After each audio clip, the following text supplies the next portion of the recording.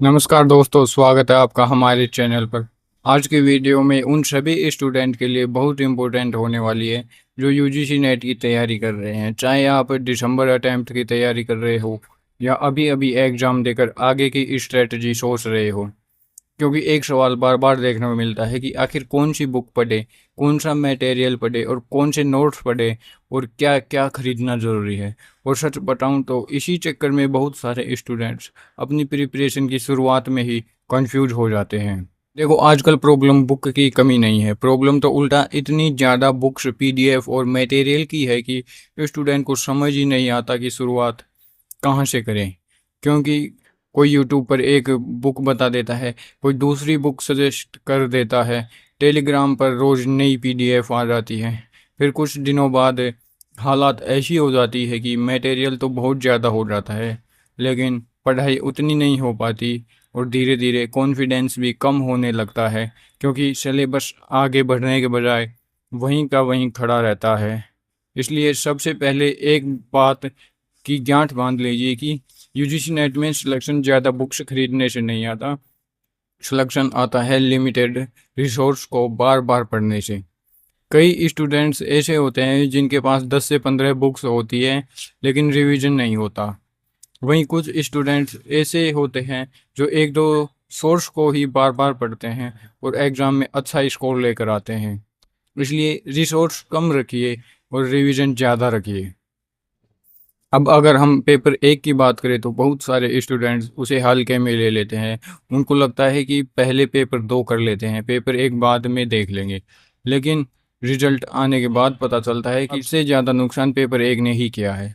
जबकि सच यह है कि पेपर एक ऐसा पेपर है जिसमें अगर शुरुआत से थोड़ा थोड़ा भी काम करते रहो तो अच्छा स्कोर बन सकता है उसके अंदर। पेपर एक में थ्योरी इम्पोर्टेंट है लेकिन उससे भी ज़्यादा इम्पोर्टेंट है पीवाईक्यूज। क्योंकि अगर आपने पिछले कुछ सालों के पेपर्स देखे होंगे तो आपको पता होगा कि कॉन्सेप्ट बार बार रिपीट होते हैं।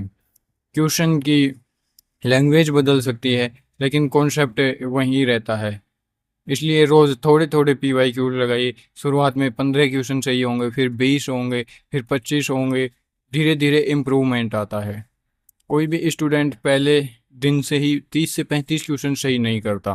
बु- अब बुक की बात करें तो केवीएस मदान जैसी बुक्स काफ़ी स्टूडेंट्स पढ़ते हैं और उनका कंटेंट भी अच्छा माना जाता है। लेकिन एक बात हमेशा याद रखिए कि सिर्फ बुक खरीद लेने से तैयारी नहीं होती।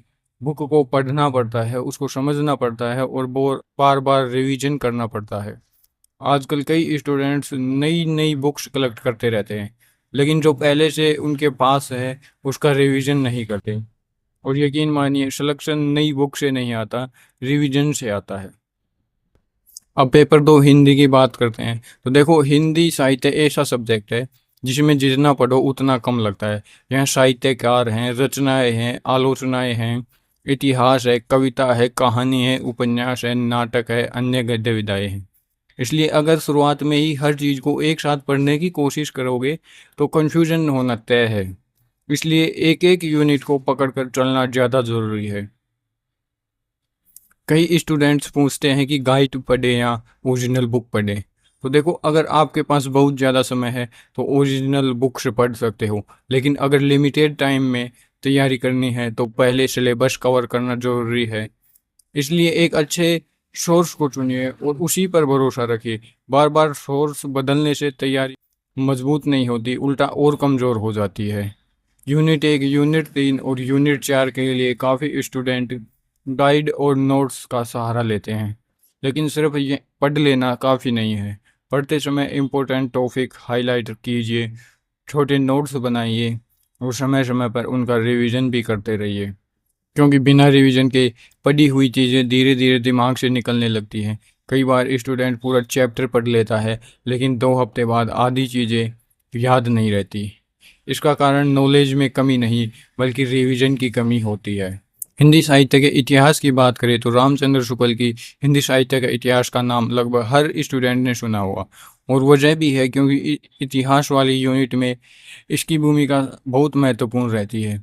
लेकिन यहाँ भी सिर्फ पढ़ लेना काफ़ी नहीं है, कालों को समझना पड़ेगा, उनकी प्रवृत्तियों को समझना पड़ेगा, रचनाकारों को जोड़कर पढ़ना पड़ेगा। तभी क्वेश्चन सोल्व होंगे, वरना एग्ज़ाम हॉल में नाम तो जाना पहचाना लगेगा लेकिन सही आंसर याद नहीं आएगा। कविता वाली यूनिट में भी शॉर्टकट ज़्यादा काम नहीं करता। कविता को पढ़ना पड़ता है, समझना पड़ता है और बार बार देखना पड़ता है। कई बार स्टूडेंट्स सिर्फ समरी पढ़कर आगे बढ़ जाते हैं, लेकिन नेट में ऐसा क्वेश्चन भी आ जाते हैं जिनके लिए कविता की अंडरस्टैंडिंग बहुत ज़रूरी होती है। इसलिए एक यूनिट को भी धीरे धीरे और नियमित तरीके से पढ़ना चाहिए। कहानी, उपन्यास और नाटक वाली यूनिट में भी यही बात लागू होती है। सिर्फ नाम याद कर लेने से काम नहीं चलता, रचनाओं को समझना पड़ता है, पात्रों को समझना पड़ता है और उनके संदर्भ को भी समझना पड़ता है। इसलिए जो भी पढ़ो थोड़ा समय लेकर पढ़ो, लेकिन समझ कर पढ़ो। एक और गलती की बात कर लेते हैं जो बहुत सारे स्टूडेंट करते हैं। आज एक पीडीएफ डाउनलोड की, कल दूसरी डाउनलोड कर ली, परसों किसी ने नोट्स भेज दिए तो वो भी सेव कर लिए, फिर कुछ दिनों बाद खुद को ही नहीं पता होता कि पढ़ना कहाँ से है। इसलिए मटेरियल कलेक्ट करने के बजाय उसे पढ़ने पर ज़्यादा ध्यान दीजिए, क्योंकि सिलेक्शन पीडीएफ की संख्या से नहीं आता, पढ़े हुए कंटेंट की अंडरस्टैंडिंग से आता है। और देखो, यूजीसी नेट की तैयारी कोई 10 से 15 दिन का काम नहीं होती है। इसमें कंसिस्टेंसी बहुत ज़रूरी है। रोज़ थोड़ा थोड़ा पढ़ना, रोज़ रिवीजन करना, रोज़ कुछ पीवाईक्यूज लगाना और धीरे धीरे कॉन्सेप्ट को मजबूत करना ही सफलता की तरफ लेकर जाता है। कोई भी स्टूडेंट एक दिन में टॉपर नहीं बनता, धीरे धीरे कॉन्फिडेंस बनता है, धीरे धीरे स्कोर इम्प्रूव होता है और फिर एक समय ऐसा आता है जब मेहनत का परिणाम दिखने लगता है।